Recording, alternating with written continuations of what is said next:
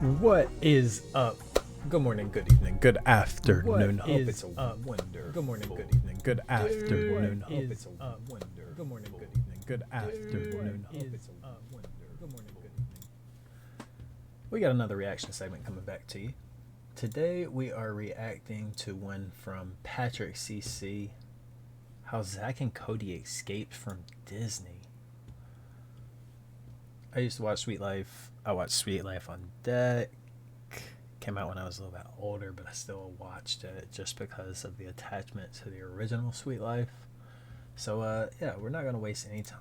We're just gonna hop in, see what they got for us. Let's enjoy It's this. far too common that child stars struggle adapting to a more normal life after television fame, mostly because of the pressure enforced on them at such a young age, plus all their flaws, successes, and failures are publicized to millions of people. Dylan Sprouse and Cole Sprouse are two identical twins that had wildly successful careers that started when they were just 8 months old. We know that Disney actors are often And they were on overworked, develop Friends. emotional trauma, and have a hard time getting away from the label of child star. Even at a young age, the twins realized this and started their master plan to capitalize on the rewards of being a Disney star, only to escape and leave their past behind them forever. Make sure you're hydrated while watching this video. And they started Dylan some- and Cole Sprouse are the 30-year-old They've done twins a lot mostly of known good for their stuff two major hit since. Disney TV shows, The Sweet Life of Zack and Cody and the sequel, Sweet Life on Deck. But before they did that, they had some other pretty major accomplishments. They starred as Julian in Big Daddy. yeah. They played Ross's son on Friends, Ross's voice son on acting in Friends. 8 Crazy Nights, as well as a ton of different TV roles and direct-to-video films. Not only were the two adorable and talented actors, but being identical twins gave them an advantage. It Yep. allowed Hollywood producers to cast them as the same person. Child labor laws prevent actors under 18 from being overworked. When Cole was done shooting a scene,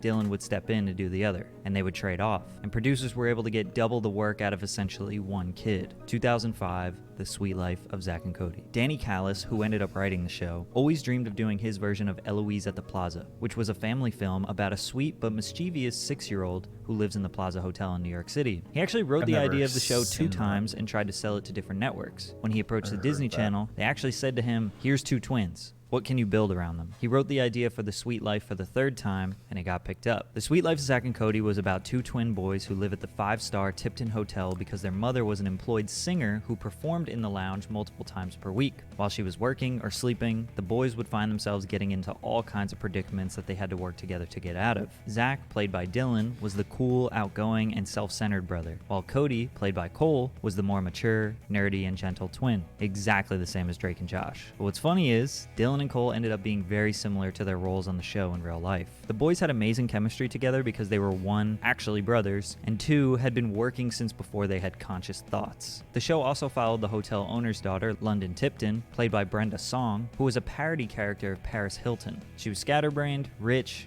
and solely focused on boys and fashion, as well as the candy counter employee, Maddie, who was hardworking and intelligent. One thing I gotta give the show mild props for is that they reversed the nerdy, smart Asian and dumb blonde stereotypes. Mr. Mosby was the nervous hotel manager who would often try to ruin Zack That and is Cody's true. I've fun. actually He was like never a father thought about figure that to them part as well. of When The it Sweet Life before. aired in 2005, it was the most successful premiere in Disney Channel history. It was nominated for 3 Emmys and is wildly loved by fans. Oh, wow. These two were living the dream life kids like myself around the world wanted so was an bad. entertaining Plus, if you show, watch though. interviews from around this time, they were infectious. They were so lovable. Now, are y'all both, do you have girlfriends? No, we are single men. That's funny. You in position yet? No. We are single men. That is the appropriate response for them at that age. I'm actually looking for a Christian girl with morals and values. Disney knew they needed to keep them around longer, so they came up with a sequel in 2008, The Sweet Life on Deck. Before they started a new show, they had a gap year, so Dylan and Cole actually got jobs at a comic book store called Meltdown in LA. Most of what they did was packaging, putting the comic books in the little sleeves. But their father always taught them that they can't get wrapped up in celebrity status. The 16-year-olds were kids just like everybody else, and that they needed some balance in their life. The boys picked up hobbies. Cole started his journey into photography, and Dylan got into to drinking alcohol, which would be his next passion. But filming was about to start again, and it was time for them to quit the comic book store. The Suite Life on Deck airs in 2008 to over 5 million viewers. Now they were on the SS Tipton, which was a cruise ship that they lived on, which created tons of new opportunity for them to get in trouble. None of the characters developed much over time. Cody stayed the soft, innocent dork, and Zack stayed the selfish jock. But we were growing up with them. We even watched Cody have to deal with his voice cracking, and the boys looking for their first armpit hairs. They were like the little brothers we always wanted. The two shows ran from 2005 to 2011, 168 episodes plus a movie. This was technically the longest running live action show if you combine them. Fans loved the sequel. Some people even thought it was better than the original.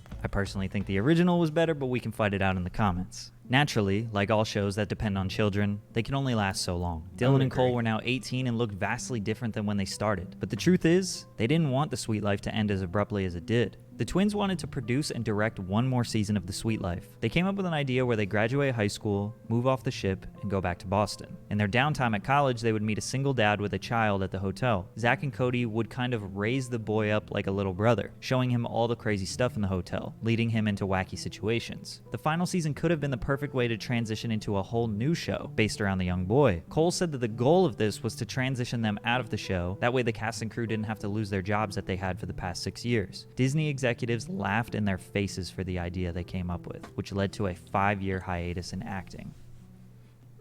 Which is so Here you will see a photo of Dylan like, Sprouse working as a host in a New York City good restaurant, just 2 years after the Disney Channel, which led to multiple assumptions that he was broke. But when you see a picture of a guy who has made, presumably, and I'm making a presumption here, a lot of money off of a television series and that he's working in a restaurant, wouldn't that be a reasonable conclusion? Well, I mean, I definitely think that that's in mind. Although it is negative, it's just a negative way to think for the most part. People can work jobs like that for experience, and I think that's kind of the way I targeted it. If I didn't know anything about the Sprouse twins, I would have assumed the same thing. But what you will notice in the rest of this video is that the boys, mostly Dylan, have done a lot to escape their previous lives. They both got accepted to New York University and decided to dorm with everyone else and go to college full time. Dylan was majoring in video game design and was something of a video game addict. Cole was an archaeology student, majoring in geographical information systems. He traveled all over the world through their program and even made a big discovery. Cole unearthed a mask of Dionysius in Bulgaria. They both were quite literally just normal college kids from 2011 to 2014, focused on their studies and working side jobs in their free time. This type of normality most definitely prevented them from ending up like countless other child celebrities. Child stars face a lot of pressure to immediately get an adult acting role or start a music career. Whatever it is, if they don't outdo Disney or Nickelodeon, it seems like a step down, because they have millions of fans that want them to still be their 13-year-old selves, but when you get into your 20s, you just want to move on. The pressure ends up eating them alive, and they make mistakes. Then it's highly publicized, which compounds the initial problem. So instead of going down the dark Hollywood path, the twins did the exact opposite. Let's fully step away from this. We can't be compared to our old roles if we aren't doing anything at all. They did stay popular on Twitter and social media and would let the jokes fly. Oh, I get it, Selena. Too good to follow your old pals, Dylan and Cole, huh? This is just like when we were 12. Cole started an Instagram page called Camera Duels, where he would post pictures of people that were trying to secretly take pictures of him, accompanied with comically long captions of him critiquing their strategies. The only scandals or controversies they got in were pretty mild. Dylan took lewd pictures of himself that leaked. Because of this, he gained hundreds of thousands of followers, so it kind of helped him. Then Cole started a Tumblr social experiment that legitimately made some of his fans turn on him, where he pretended to be himself in order to get fans to engage with him. While they were engaging, he was writing deep and philosophical paragraphs on why their perception of him is flawed. Then after 1 month, he deleted his account, told everyone it was a social experiment, and basically made fun of them for idolizing him and engaging. Kind of a douchey move. Like I said before, Cole and Dylan are a lot like Cody and Zack. Cole is the philosophical, poetic, artsy boy who thinks super deeply about everything. Dylan, while still being artsy and well-educated, likes to slam beers with the bros and have a good time.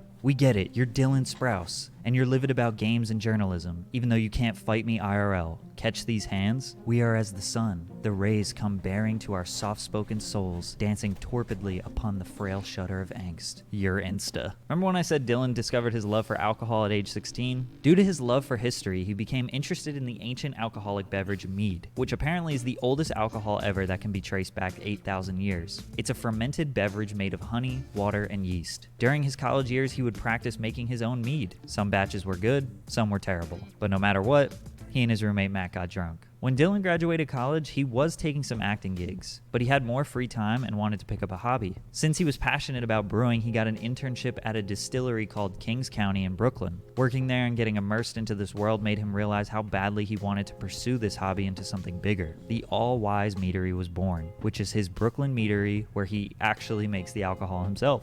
A lot of people in the brewing community doubted Dylan. They thought he was a privileged actor boy who grew up with everything and wanted to take over their hard-earned reputation. They didn't realize how passionate he was and how much respect he had for mead and brewing. Plus, he had a lot of people just saying he was another celebrity endorsing a product. Like he didn't care for it, it was just for money. I have to explain a lot that I'm actually brewing it, right? I have to explain a lot that these are my recipes. I have to explain a lot to people that this is my business and I'm here every day I can be. That comes as a surprise to a lot of people. It's kind of wild to see someone go for a much more humble job serving the local community rather than chasing Hollywood fame. Cole, on the other hand, was pursuing his photography career. Not so much for money, but rather the art. One day he asked Traveler magazine if he could work on a piece for them. They said yes, but not for money, since they had no idea he did anything outside of the Disney Channel. So Cole took a 3-day train journey from the West Coast to the East Coast and documented the process. They ended up publishing his article digitally. While this isn't some massive success story, it just shows the boys were trying to broaden their horizons with the luxury of not needing big paychecks. He would go on to be a respected photographer and get some of his pieces published in high-profile magazines. But Cole would ultimately get back into acting. In 2017, he got a consistent role on the wildly successful teen drama show Riverdale, which has been running for 7 seasons, as well as lead roles in the movies 5 Feet Apart and Moonshot. I definitely see Cole pursuing more large acting gigs in his career. Dylan did also get back into acting in 2017. His team suggested that he shoot for lead roles in big projects like his brother, but he prefers small indie films and wanted to participate on good projects regardless of the character size or depth. Dylan still spends a lot of his time focusing on video games. He's extremely immersed in Dungeons & Dragons and offers his help with indie game developers. He even recently released his own comic book called Sun Eater. My brother and I used to get quite a bit of, "Oh, you made it out. Oh, you're unscathed." No, the young women on the channel we were on were so heavily sexualized from such an earlier age than my brother and I that there's absolutely no way that we could compare our experiences. Cole has been vehemently against child stars getting criticized for their downward spirals, because there are mostly women being targeted and the public doesn't seem to understand the difficulty of being a child star or what goes on behind the scenes. Dylan and Cole actually started getting into acting because their family needed money, so they put their 1-year-olds to work. This sounds like a recipe for disaster, but it seems as if their parents instilled the right values in them